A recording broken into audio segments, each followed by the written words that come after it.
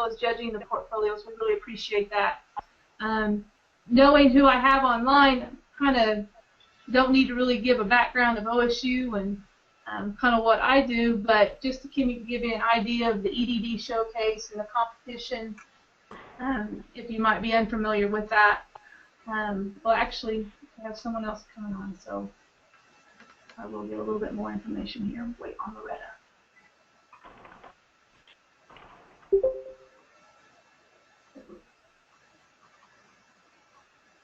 Good morning.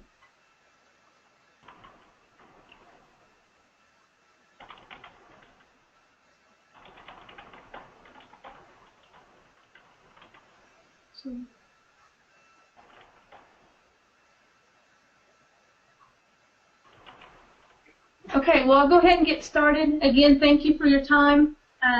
Just to do a couple introductions and a quick background, I'm Brandy Mays. I work with the OSU College of Engineering, Architecture, and Technology Professional Development Department. And our department serves as the outreach arm of the College of Engineering, and we provide continuing education and professional development classes, seminars, and outreach programs to the college, but as well as to industry and other educational entities as needed. And one of the great programs that we have the opportunity to run through our office is the Project Lead the Way program. We, as a college, have been an affiliate with Project Lead the Way since 2005. I've personally been involved since 2010, and in the last 5 years I've seen a real growth in what we've been able to do through our office as well as what we've seen across the state. So really excited about that. Our main goal currently in our office is to run the teacher training. So teachers come to us, they get the training for the curriculum and to go back to their classrooms. So we're really excited about that. We take a lot of pride in what we do through OSU and professional development. And so for those that are kind of unfamiliar with Project Lead the Way and how it works, there's several pathways. There's an engineering pathway, there's a gateway pathway, and now there's biomedical pathway, and then there's a computer science pathway. The engineering pathway kind of consists of several disciplines, and really what it is able to do is give engineering students the ability to engage in open-ended problem solving, and they get to learn and apply the engineering design process. They're actually given the opportunity for different engineering disciplines before actually beginning their post-secondary education or careers. So it's a real value. And one of the classes that are offered in the engineering pathway is the Engineering Design and Development class, which is, we call it EDD. And therefore, it is a senior capstone class. And at the end, during the year, they are given the opportunity to design a project and to make a portfolio. And now that's kind of where this comes in. We're allowing them or getting them involved in more of a statewide competition, maybe not so much with their school or with their tech centers, but statewide against all seniors across Oklahoma. So we're really excited about that, and we felt like, being the engineering affiliate, to take on that goal and that opportunity to be able to provide and host this competition. We've had engineering capstone competitions in the past. It's been more ran on the science fair side of things, where they're able to present their project. The judges are coming there, and they judge the room, and they do a few announcements and are able to, give some awards, and which is awesome, and we're really happy about that. And it's also been ran through the tech centers in the past, but it's been intermittent, and kind of each year has kind of been a different, looked a little different. So us taking on this goal and this opportunity, and now that Project Lead the Way has the innovation portal available to the seniors to insert all their portfolios online, it allows them to do that, as well as it allows us to judge online at our convenience. It's really a great technology avenue for us to be able to do this in a wider scale across Oklahoma. We're really excited about this inaugural competition. We have 40 submissions. which is a great number for our first year running the program through the Innovation Portal. And so all the judges that I have, thank you, because I'll need each and every one of you so that each portfolio will be able to be judged at least a couple times. Some might be able to be judged 3 times. But the biggest thing is, as far as our judging window, submissions were due last Friday, and I will be distributing them today, probably right after this phone call. I will be actually distributing it to you guys today, and then you have until the 40th, or I'm sorry, May 30th. There's not quite 40 days in May. I wish there might. I might wish there was, but May 30th will be kind of the deadline to get all the scores in. So therefore, I have time to get all the information out to the students and the administrators and the teachers in regards to the showcase that we're going to be hosting in June. June 12th, we're excited to have the showcase here at Oklahoma State University at the Alumni Center, in which all judges will be invited to attend and take part. So we're excited about that. And final logistics and information on that showcase will be sent to each of you. But for now, I want to go ahead and turn it over to Mark Schroll. He's the expert when dealing with the Innovation Portal, and he'll be able to help each and every one of you learn the portal and learn how the design process works with judging the rubric and how that all happens. So with that, I'm going to turn it over to Mark. Thank you. But if things stay like they want to. Eric, we can hear you. Go ahead. Can you mute your control, Eric? We can hear you talking. Yes, just a second. Thank you, Ed. I'm sorry, Brad. I'm sorry. Go ahead. I lost you for a second. Eric, we can still hear you. Okay. I'm sorry, Brandy, for interrupting. Oh, no problem. Mark, are you there? I am. Ed, thank you. I was pushing buttons frantically trying to help Brandy in the background and going, okay, I have no idea where that's coming from. So thank you for that. And Eric, no worries at all. Good morning, everybody. My name is Mark Schroll. I was a former Project Lead the Way teacher. I taught the ED class and now am involved in the Innovation Portal project for Project Lead the Way, which is a wonderful tool.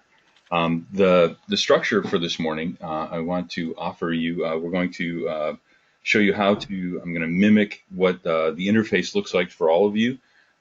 This is the agenda I have for us today. It's a pretty straightforward and short agenda. The first part on the screen above number 3 there, you may already have done. I just want to give it a little bit of an overview. Just get you to have your own Innovation Portal account, and then to connect that, to give that information to Brandy so she can invite you and connect you to the competition. We've given Brandy a competition administrator's dashboard. She gets to see and control all the portfolios coming in from students, all the information, and then also distribute the portfolios to all of you. So I'm going to offer that, give you a look at what the whole system kind of looks like, and then most importantly, answer any questions you have. To the first part of that, we also have a lot of resources for you. We're recording this session, and I'll turn that into a YouTube video for Brandy to re-disseminate to all of you, so you can, fast forward and find the part that if any part is confusing, that kind of thing. So we'll have all these resources available to you as well, and answer questions along the way. So the first order of business, again, may be a repeat for many of you, but if you haven't done this, this is the first thing we need to do to have you create your own Innovation Portal account. One of the pieces of information that's been kind of lovely is the Air Force Academy did a version of this with all of their students, and they diligently reported back to me that the average time for their cadets to create an account was 3 minutes and 12 seconds. Why I needed to know that and why they timed it, I have no idea, but it was a hilarious piece of information showing you the Air Force Academy is very efficient. So it takes about 3 minutes to register, and then once you've registered for an account, it asks you to insert an email address. That email address that you use may not be the one that you communicate with all the time, but it is very important in this context. Whatever email address you use to create your account, that's the one Brandy will need an email back from you saying, hey, Brandy, I created an account. I'm in. Life is good. Here's the email address I used. And she will in turn put that email address into the system, and it will generate an invitation for you to connect your account to her competition. And then you accept that competition, you accept that invitation, you'll get an email, and you can accept it directly through the innovation portal either way. And once you accept the invitation, you're kind of connected. So that's the first order of business. If you haven't done that already, it's important to get that. Brandy may have sent you an invitation, but you still need to accept it. So once you're all connected, I created this kind of animation to show you what's all happening in the background. So then I jump over to the interface. There you all are over off to the right. Your buckets, small buckets, if you would, your accounts are empty, but they're represented by the little blue circle and the trophies. And the big competition bucket that Brandy's in charge of, there's Brandy in the middle in blue. She's all connected so that she can distribute portfolios out. What the students have been doing and have their submission date has already passed, so they've already done this. But a couple of points for you as judges is the same interface that I'm going to show you, the same rubric word for word, and the same resources the students have had at their disposal since day one. And that's important as a judge so that you know that this is the students have had all the reflective questions that I'll show you, all the guides, and that's how a rubric should be used. Their teachers have said, here's what we're after. They're mentors, and this is the rubric the judge is using. So we're going to guide you in that direction. So the students are on the left. They've all built their portfolios. They have registered for this account, and they have submitted their portfolios. And as you heard, there are 40 submissions this year in the first Oklahoma competition, which is fantastic. And so the students have all got the portfolios exactly the way that they would like you to see them. And then when they submit, the system takes an exact copy of their portfolio as it existed at the moment they submitted. It doesn't touch the original. The students are allowed to continue, and they carry that portfolio with them to college, so hopefully they can continue to work on it. But analogous to walking to a copy machine and making a copy of everything and then sending it to you, that's what they've done by submitting. And that includes any videos and links, documents that they've connected to the portfolio. It just makes an entire copy. So this is what Brandy's seeing on her end. All of those 40 portfolios have been entered into her competition dashboard. Shortly after this particular training session, Brandy will go inside and then say, well, I have this many judges connected and this many portfolios, and she will set the algorithm on the back end of the innovation portal to distribute the portfolios. And that's important to all of you because it will just randomly select the portfolios, and the system will make sure that you don't see the same portfolio twice, and it'll look something like this. And why that's important is that you'll only be shown or given the portfolios assigned to you, which is both a good and a bad thing, I guess, because if we were all going to a science fair in Oklahoma City, even though you were given a clipboard and 3 scoring sheets or whatever, you could at least peruse and walk up and down and see all the other portfolios. So one of the things we may do at the end of this judges session here over the next 2 weeks is that the portfolios that come up in the top ranks, we may turn around and expose them to your account too. So if you can't make the exposition where all the students come, at least you'll be able to see the other works besides the ones assigned to you as well. Anyway, you'll be able to grade. And then a side note for all of you, there's a couple of ways that judges have reported that they like to work. One is that the system I'll show you, you can grade one portfolio, get it just the way you want it, and then submit it to Brandy, and it would look like this. The scores would go to Brandy. You get to keep the scores and access to the portfolio as a judge. But once you submit the scores to Brandy, they can't be changed. But we do have judges who like to work score one, submit it, score another, submit it, and score a third and submit it. We have judges who like to get everything scored but not submit because they like to leave it fluid, and then they grade the next portfolio, and then they like to come back and forth and make it a very iterative process between the entire collection of portfolios that have been assigned to them. And then once they get all of their portfolios the way they want them, they go back in and submit each one individually, and that's also fine. So either one of those methods, if one of those describes you, are very popular. The other thing to note as a judge, because this is online, and I will denote this in just a minute when I show you the interface, you can judge at your leisure. The system saves every few microseconds as you're looking at it as a judge. So even in the middle of typing a word, if you get called away and have to lock shut your portfolio, your computer down, the next time you log in, you can go right back to that spot and continue typing. It will just save everything you do. So it's very fluid. You do not have to grade everything in one session and start and stop as you need. So this is kind of what it looks like in the background. For the students, again, the same way that they are. If you'll picture a 3-ring binder in front of you with little tabs sticking out the side, each student has been given the same portfolio, the same structure, the same rubric. So as a judge, that's kind of nice because you can compare and contrast portfolios from different schools without having to hunt for the information. They're told this particular information goes in this spot, this goes in this spot, and the rubric goes along with it as well. So that's kind of nice. All of the students are doing that. They've connected to project partners around the portfolio. Their teacher has been giving them feedback relative to the rubric that you'll see, and also their project mentors. So as a judge, that's kind of a good thing to know, that the structure is there and it has been known and they've been working on it, and that students from different schools, from different backgrounds, whatever, different courses even, getting the same structure and working with the same rubric. When they're ready, they can enter a competition like this one. And on a side note, because of the rubric, the structure, and the openness of the innovation portal, what's kind of fun is that there are some other competitions being hosted on the innovation portal that use the same rubric. There's one international competition, so there may be student groups who've entered both the overall competition and then the same body of work into this larger competition as well, same rubric. So they can enter other competitions, and then they can make as many portfolios from as many courses as they want.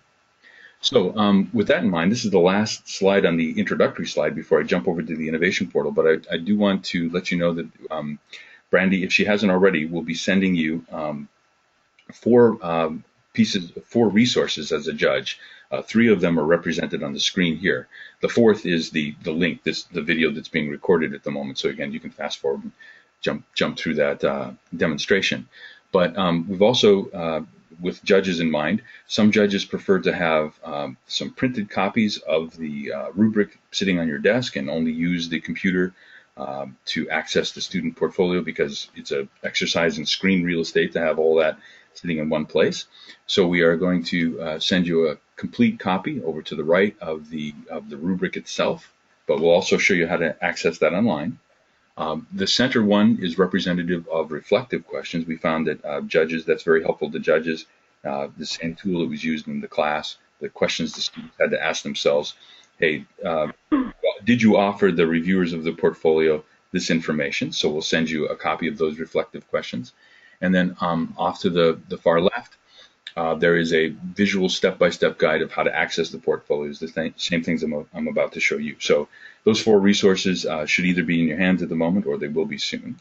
And what I'll do now is I'll jump over to the interface and play the role of the judge and show you how to access the portfolios assigned to you, how to access the rubric online and the rubric descriptors, and for judges, how to access the scoring sheet, and I'll mimic that, and how the scoring sheet shows you a summary before you submit. Is this, kind of like asking you, is this what you wanted to, does everything look as it should before you submit? If it doesn't, you can go back and change it and get it just the way you want it and then submit it to Brandy.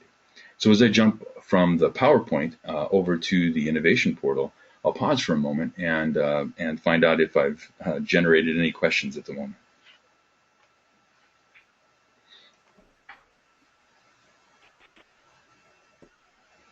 All right. If there are no questions, or if you have questions, please feel free to interrupt me at any time. When you go to the innovation portal, you go to, let's see, you'll come to the front screen like this, and when you go to log in, if you logged in before and used the Remember Me button, as I've done here, it just enters my username and password. But if you enter the username and password and then log in, we'll jump over to the, it will jump you into the screen. For a judge, I want to offer that the system is very easy, but that's why the judges training, it's not immediately intuitive, because in the design requirements for the innovation portal, we found out that the users we talked to simply did not want us to create a judge's account, a teacher's account, a student's account. We just created an account because we found out that many times instructors, students, especially at the university level, play both roles. So one of the things about the screen you're being shown at the moment is that when you log in, the default takes you to the My Portfolios screen. This is where you create portfolios. As a judge, if there are no portfolios in your account, it'll just say you have no portfolios and here's some resources if you wanted to create one. So when you log in, it always takes you to My Portfolios, but as a judge, we're actually going to come down here to Opportunities. So I'm going to click on Opportunities. And what's being displayed in front of you are the opportunities that are currently in play for students.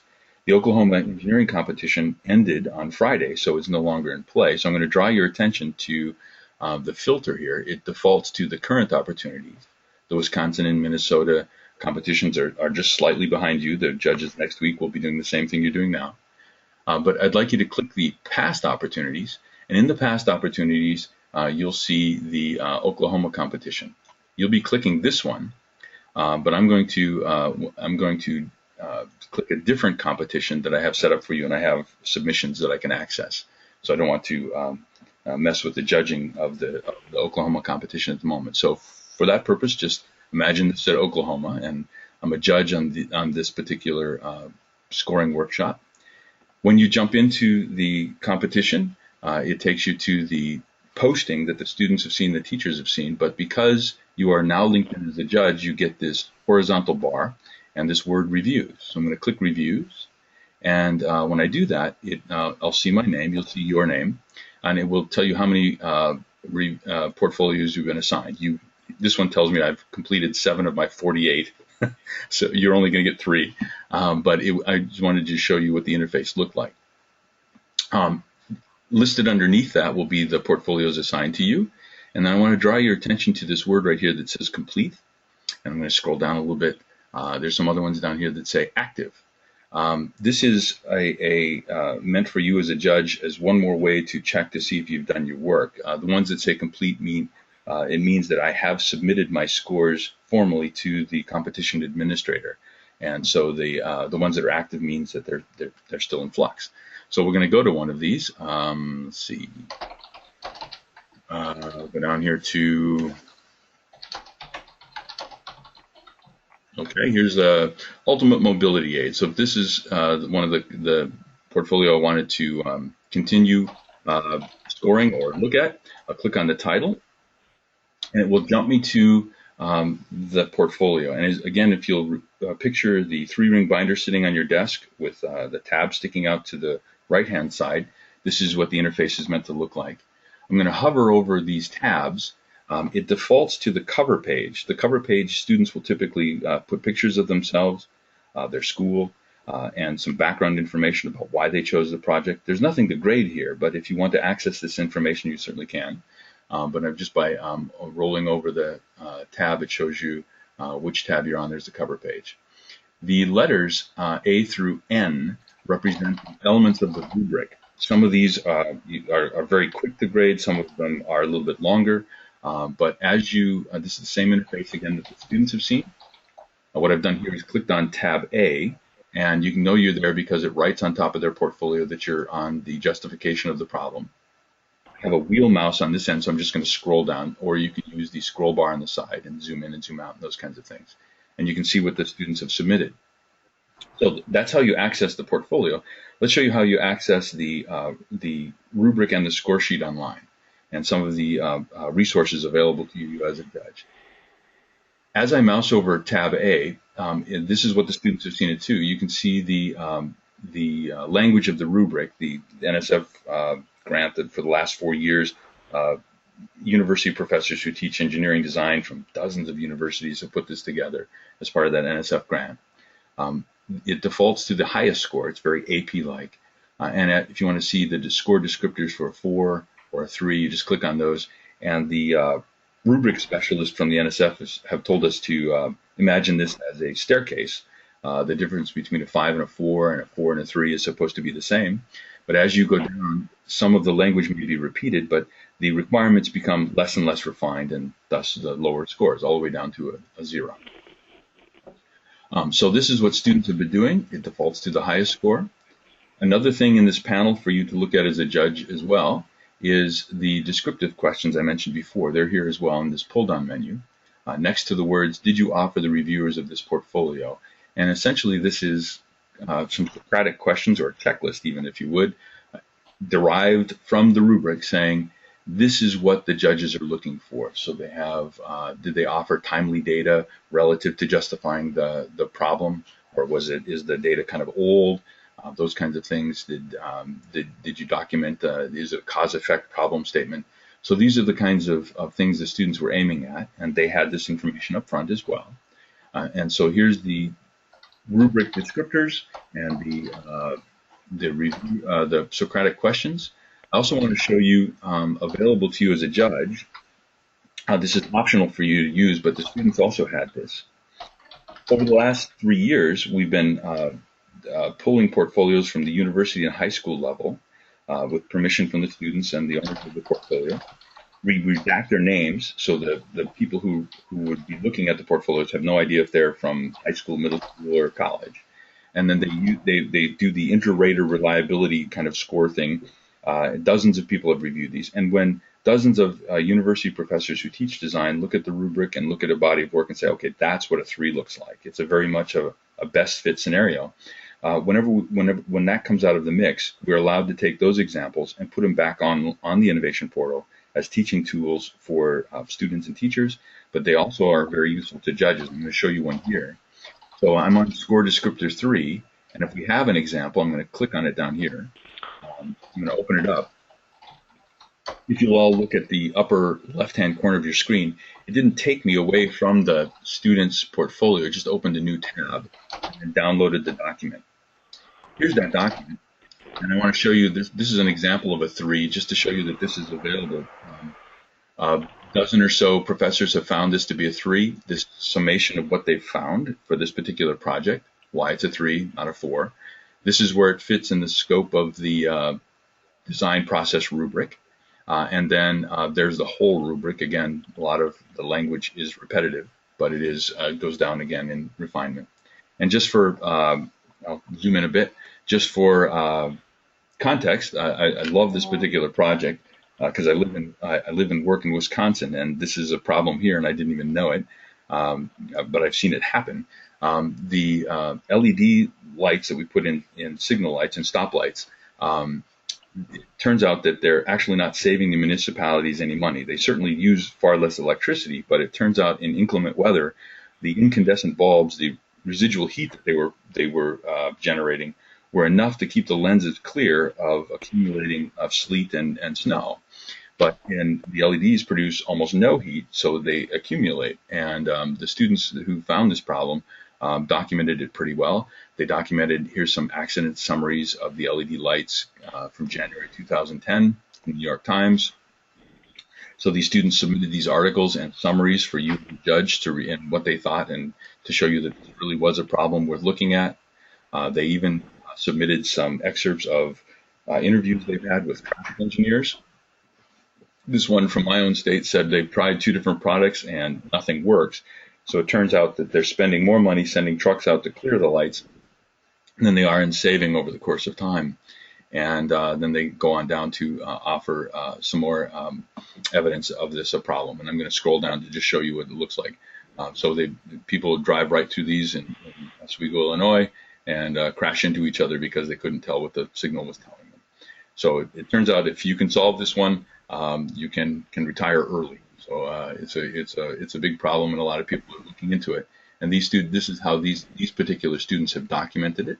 And relative to the rubric, this group of people has found this to be a 3. So you don't have to access these resources.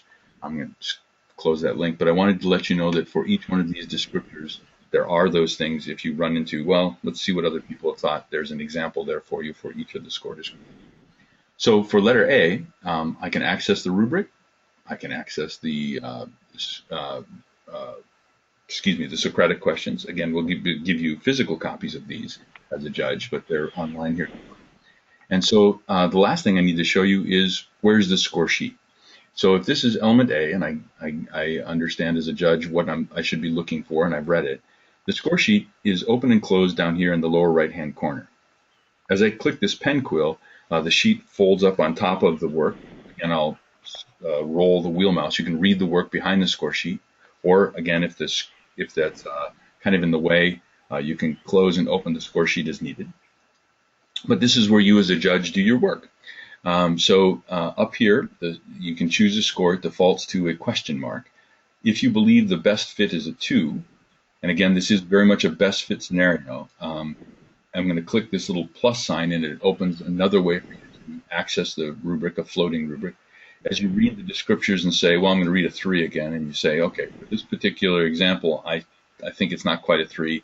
It does everything that a 2 should do, definitely not a 1. I believe that this is the best fit, so I'm going to give it a 2.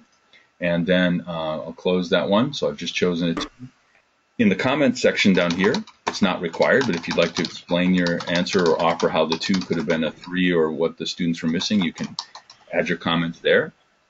Earlier I mentioned as you type or as you choose things, the system has been saving every few microseconds. So if I get called away at the moment, I could come right back to the gibberish I'm creating. So that's all there is to grading letter A. I took a little bit longer to show you how to grade letter A. I'm going to jump down here to letter B. The same resources exist for B, the rubric, the Socratic questions, the examples, and what the students have submitted.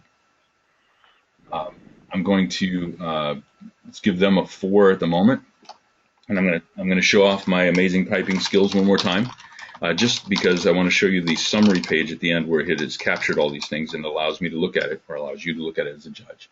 So this one gets a 4. And then when you go down through each of these letters, again, some of them are very short, some are a little bit longer. But I do want to draw your attention to letters M and N. And this is a mistake on our part at the Innovation Portal. It's a mistake that we didn't add enough information. Letters M and N, even though it says no content available, it's not that the students haven't submitted anything, it's that they can't. These are meant to be overall grades given by you relative to they've submitted in A through L. So that you'll only be really looking at A through L, but these grades are, like letter N here, we'll put a grade in there. This is about writing like an engineer, meaning did they explain, if they put a graph on, did they explain the graph? If they put an acronym out there, did they consider their audience? So the students knew this, but this is something we should put where it says no content available on the screen. We should say, well, the students couldn't put anything. These are holistic grades given to you as a judge. So you grade them the same way and can access the questions and examples in the same way. We're going to put a score down there. Let's say they did a 4 again as well. And if there's any information saying I saw a lot of graphs and charts, but you did well, but I had to really work hard to figure out what you meant, that kind of thing. But if it's a 3 or a 4, that's where it'd be graded. So we do want you to grade M and N. There just won't be anything here for you to have to, go through and read. So the reason I wanted to enter that score and the 2 scores before, to show you how to access each of the rubric elements and how to score something. Now that I've graded N, I want to take a look at it. And if you'll draw your attention to the top of the screen where it says complete review, I'll click that link. And very much like buying something on Amazon, it gives you the summary page before you get to buy. And you can see the scores and the gibberish I typed in, so you can review what you've done. Yeah, a 2 or 4 is good. If I have any question marks hanging out there, I may want to go back, use the back button, and then I forgot to put the score in there. That just gives you an overview of what you've done. And then as I slide down to the bottom, I want to show you this. There's the 4 I created and the comment I added. At this point, as I mentioned before, if you're the judge that would like to not submit until everything is graded, at this point, just stop. The last 2 buttons at the very bottom of the screen, there's a little radio button that says I understand and complete this review. At this point, you can go back to opportunities and reviews and go to the next portfolio and the next portfolio, get them all the way you want. And then at the end of the judge's window of grading, if you want on the last day, go back and submit each one because they're exactly as you'd like. Or if you would like to, this is exactly what, I'm not going to change my mind, I know what I see here, you can click this button that says I'll be able to review it, I'll be able to see it, but I will no longer be able to edit any of my comments or my scores, and then I'll be sending this to Brandy. So if you click that button saying I understand that comment, I'm going to click complete review here, it will log into the system and tell you that you've successfully done it. And we'll go back to the opportunities. We'll go back, jump down in there, and see if we can go take a look at our the one we just graded.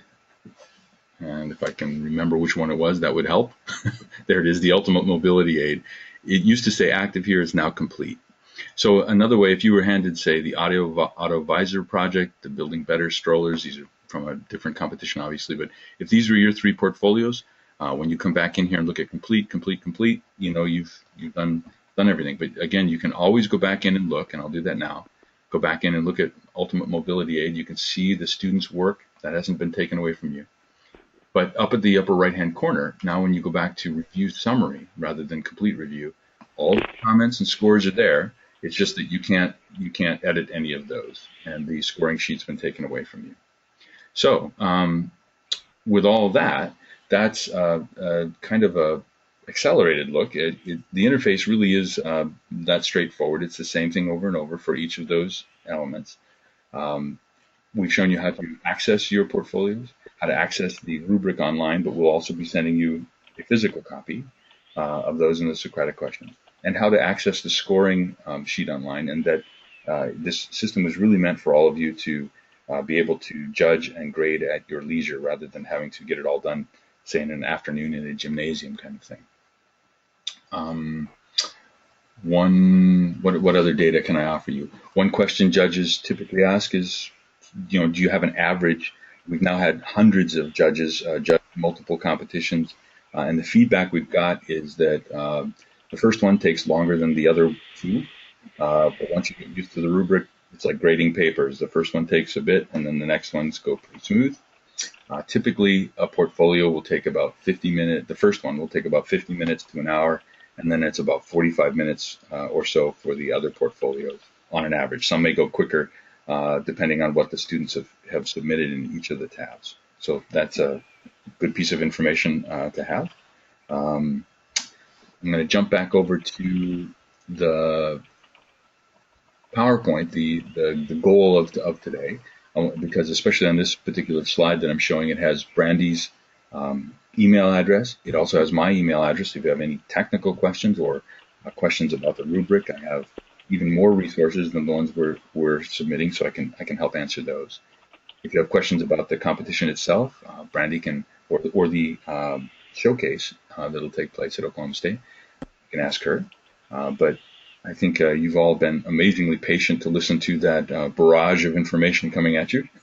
I think the appropriate thing to do would be to pause for a moment and see if that generated any questions, or if there's anything you'd like me to reiterate.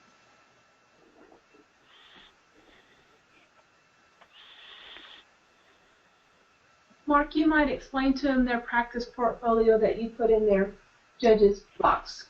Absolutely, thank you.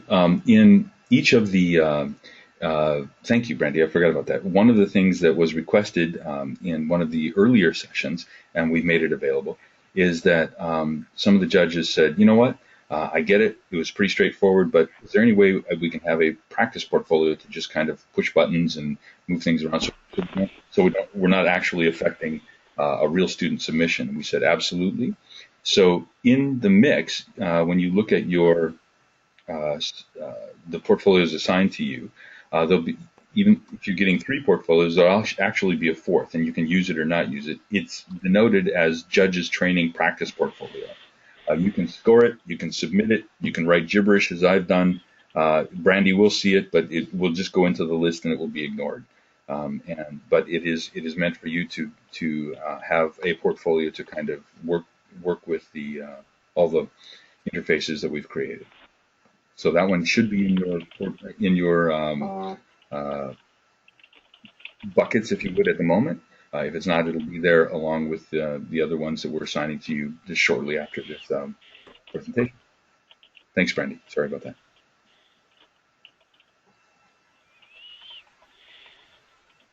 You are the most polite bunch of people I can. If I've missed something, please, or made something kind of more complicated than it needed to be, please let me know. I'll be glad to answer questions. If you I have one I have one question. It's really just a logistical thing. Is you said that we would each get 3 projects to grade. Are any of the projects overlapping that you get multiple grades from judges, or is it each project is only graded by 1 judge overall? That's an excellent question. That's a question I'm going to refer to Brandy because she has the ability to determine how many judges get how many portfolios. Typically, more than 1 judge will grade a portfolio. Brandy, how have you got that set up for this competition? I'm hoping that all the portfolios will get judged at least twice, and so therefore all the amount of number of judges I have, that means each one of you will have 4 portfolios. You will only judge those 4, but another judged at least one time all those 4. If that makes sense. Yeah, each portfolio will be ultimately graded by 2 different judges. Yes, that's what we're hoping for. Okay, cool. And then the system averages the grades for Brandy, and she has access to, and then it's kind of like a live spreadsheet. As she drinks coffee and watches your grades come in, she can watch the higher scores filter up to the top and the lower down to the bottom. Good question, though. Thank you.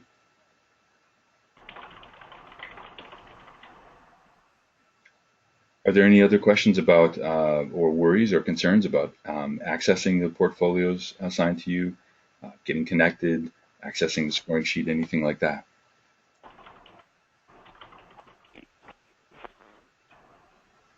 All right. If there are, please feel free to write me or Brandy at any time, and we'll make sure that we get your questions answered, keep you going, that kind of thing. Brandy, like I said, I will get you as soon as we're done here this morning, I will get you the copy of this video or a link to it on YouTube to share out. And do you have other information or comments you want for these folks, like the judging window or anything like that?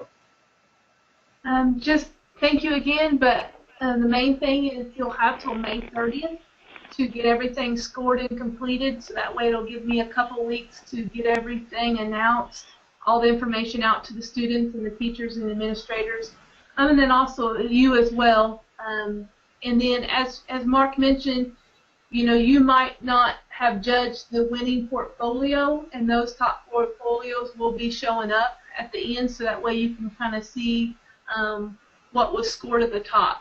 We will be inviting several portfolios to the showcase, but we will be giving awards to the top 3 portfolios. So with that, you can keep that in mind in regards to the showcase, and I'll be getting all that information out to each one of you. And then other than that, if you have no other questions, I think I don't have anything else to say unless there's some questions. And again, we're here to help you in any way we can, and we sure appreciate your time and effort towards this program.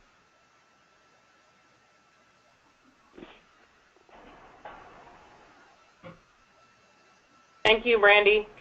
Thank you, Virginia. Appreciate it. Thank you. Thank you. Thank you all very much.